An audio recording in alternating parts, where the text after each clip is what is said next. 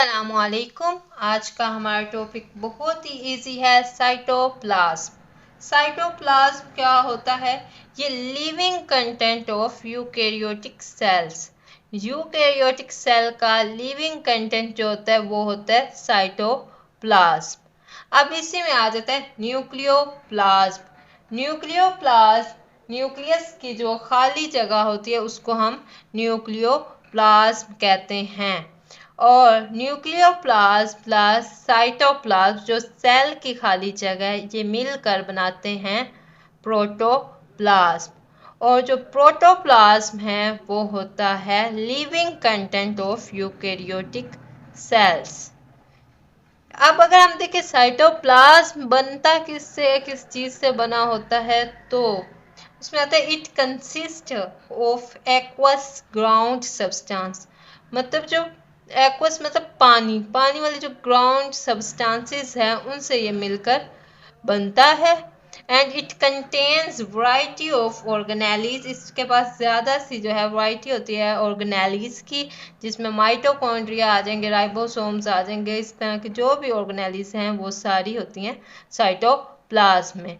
And इसके पास inclusions होते हैं। Inclusions means waste material and stored products जो होती हैं वो इंक्लूजन में आते हैं, हम उनको कहते हैं इंक्लूजन्स। और जो वैरायटी ऑफ ऑर्गेनेलीज होती हैं वो साइटोप्लाज्म में होती हैं।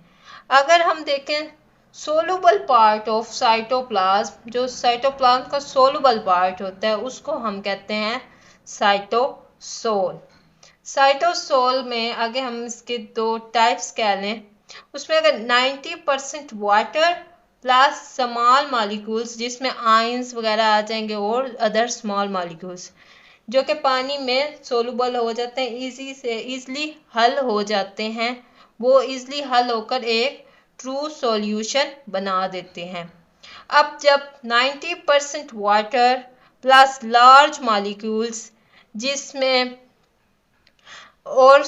अदर जो है लार्ज मॉलिक्यूल्स आ जाएंगे और 90% वाटर होगा जो कि मिलकर एक अच्छे से हल नहीं होंगे, उनको हम कहते हैं कोलाइडल सॉल्यूशन। वो मिलकर एक कोलाइडल सॉल्यूशन बना देंगे क्योंकि वो इजीली सोलुबल नहीं होते। अब कोलाइडल सॉल्यूशन के आगे से दो टाइप्स हैं।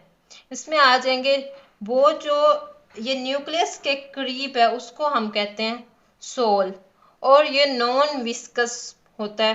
नॉन विस्कस मतलब गाढ़ा नहीं होता, और ये सेंट्रल पार्ट में होता है।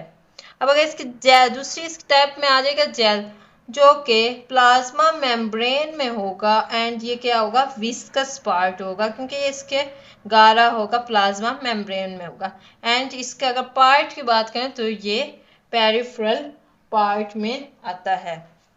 अब अगर हम इसे साइटोप्लाज्म के रोल की बात करें, फंक्शंस कह लें, फंक्शंस अगर हम बात करें तो उसमें आता है it acts as a store house for waste material organelles and insoluble products.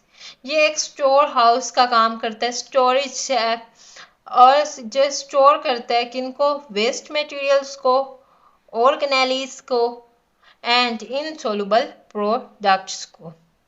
It is a site of metabolic pathway.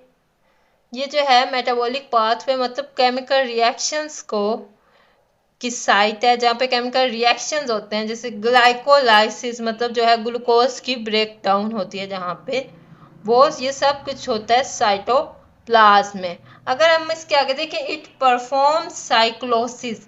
Cyclosis होता है साइटोप्लाज्म का स्ट्रीमिंग मूवमेंट को कहते हैं, साइटोप्लाज्मिक स्ट्रीमिंग मूवमेंट को हम साइक्लोसिस कहते हैं, जो कि मदद करता है in rotating of organelles. Organelles की रोटेशन में मतलब एक जगह से ऑर्गेनेली का दूसरी जगह में जाने में जो मदद करता है वो साइक्लोसिस करता है। और साइक्लोसिस होता किसकी वजह से है? साइटोप्लाज्म की वजह से। तो इसमें ये होगा, फॉर एग्जाम्पल माइटोकॉन्ड्रिया एक जगह से सेल की दूसरी जगह जब जाता है तो वो साइक्लोसिस होता है, और वो होता है अंडर कंट्रोल साइटोप्लाज्म। तो ये था आज का हमारा छोटा सा टॉपिक, इजी सा।